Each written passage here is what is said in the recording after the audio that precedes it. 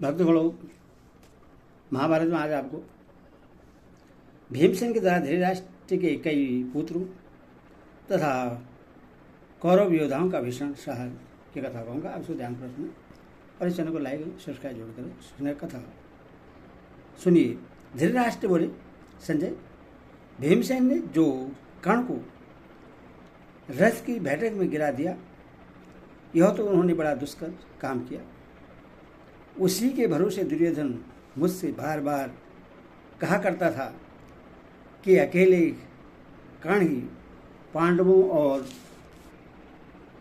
सरजयों को युद्ध में मार डालेगा।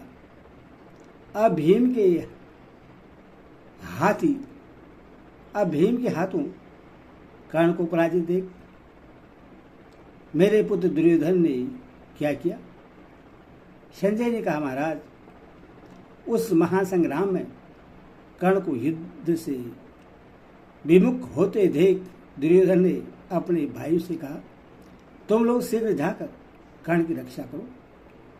वह भीमसेन के भय के कारण अगाध संकट समुद्र में डूब रहा है। राजा की आज्ञा पाकर वे क्रोध में भर गए और जिस प्रकार पतंगे आग की ओर दौड़ते हैं, उसी प्रकार भीमसेन को मार डालने की इच्छा से उन पर टूट पड़े। सुतरवा, दूधर, क्राद, विवेत्सु, विकट, सम, निसंगी, कवची, पासी, नंद, उपनंद, दुष्पर्धस, सुभाव, वादवे, सुवर्चा, धनुग्रह, दुर्मत, जलसंध, सल और सह ये लोग रथियों से घिरे हुए दौड़े और भीमसेन को चारों ओर से घेर कर खड़े हो गए। फिर तो उन्होंने नाना प्रकार के बाणों की झड़ी लगा दी। महाबली भीमसेन उनके प्रहारों से पीड़ित हो रहे थे, तो भी उन्होंने आपके पुत्रों के 500 रथों की ध्वजियां उड़ा दी और 50 रथियों को यमलोक भेज दिया।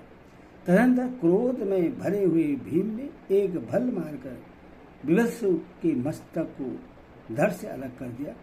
उसकी मृत्यु होती देख सभी भाई भीम पर टूट पड़े। तब उन्होंने 2 भल्लों से आपके 2 पुत्र विकट और सह के प्राण ले लिए। लगे हाथ भीमसेन ने तेज किए हुए नाराज से मारकर क्रात को भी यमलोक भेज दिया। महाराज, इस प्रकार जब आपके वीर धनुधर पुत्र मारे जाने लगे तो रणभूमि में बड़े जोर से हाहाकार मचा। उनकी सेना का संहार करके भीम ने नंद और उपनंद को भी मौत के घाट उतारा। अब तो आपके पुत्र भय से घबरा उठे। वे भीमसेन को प्रलयकालीन यमराज के समान भयंकर जानकर वहां से भाग गए। आपके इतने पुत्र मारे गए, यह देख कर्ण का मन बहुत उदास हो गया। उसकी आज्ञा से मदराज ने पुनः घोड़े बढ़ाए। वे घोड़े बड़े वेग से आकर भीमसेन के रथ से भिड़ गए। फिर तो एक दूसरे का वध चाहने वाले कर्ण और भीमसेन में बाली सुग्रीव की भांति भयंकर युद्ध होने लगा। कर्ण ने अपने सुदृढ़ धनुष को कान तक खींचकर 3 बाणों से भीमसेन को बीत डाला। उन्होंने भी एक भयंकर बाण हाथ में लेकर उससे कर्ण पर चलाया। उस बाण ने कर्ण का कवच फाड़कर उसके शरीर को छेद दिया। उस प्रचंड प्रहार से कर्ण को बड़ी व्यथा हुई। वह व्याकुल होकर कांपने लगा। तदनंतर रोष और अरमस में भरकर उसने भीमसेन को 25 बाण मारे। फिर अनेकों सहायकों का प्रहार करके एक बाण से उनकी ध्वजा काट डाली। इसके बाद एक भल्ल से मारकर उनकी सारथी को भी मौत के घाट उतार दिया। लगे हाथ धनुष भी काट डाला। फिर एक ही मुहूर्त में हंसते हंसते उसने भीमसेन को रथहीन कर दिया। रथ की टूटते ही महाभाव भीमसेन गदा हाथ में लिए हंसते हंसते कूद पड़े। फिर बेग से उछल कर वे आपकी सेना में घुस गए और गदा मार मार कर समस्त सैनिकों का सार करने लगे। पैदल होते हुए ही उन्होंने अपनी गदा से 700 हाथियों को उनकी सवारों, ध्वजाओं और अस्त्र शस्त्रों से नष्ट कर डाला। इसके बाद शकुनी के अत्यंत बलवान 52 हाथियों को मार गिराया तथा 100 से अधिक रथों और सैकड़ों पैदलों का सहार कर डाला। ऊपर से ही सूर्यदेव दबा रहे थे तथा सामने भीमसेन संताप दे रहे थे।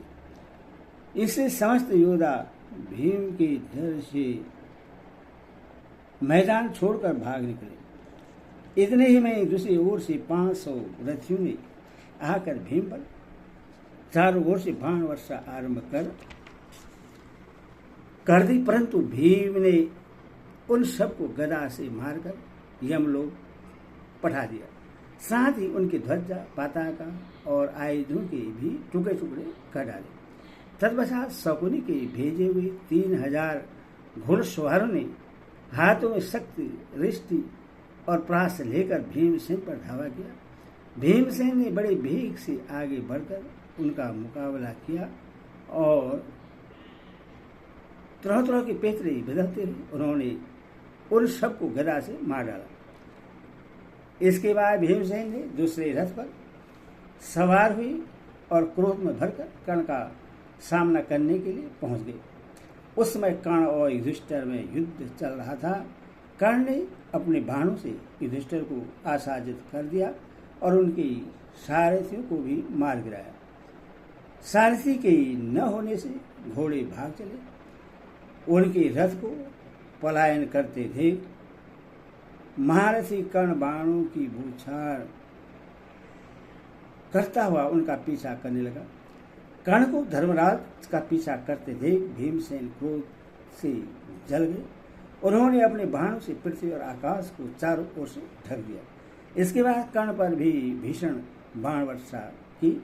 कर्ण लौट पड़ा। उसने भी सब ओर से तीखे बाणों की वर्षा करके भीम को आसादित कर दिया। कर्ण और भीम दोनों ही धनुधरों में श्रेष्ठ थे। उस समय एक दूसरे पर विचित्र बाणों का प्रहार करते हुए उन दोनों ने अंतरिक्ष में बाणों का जाल सा बुन दिया।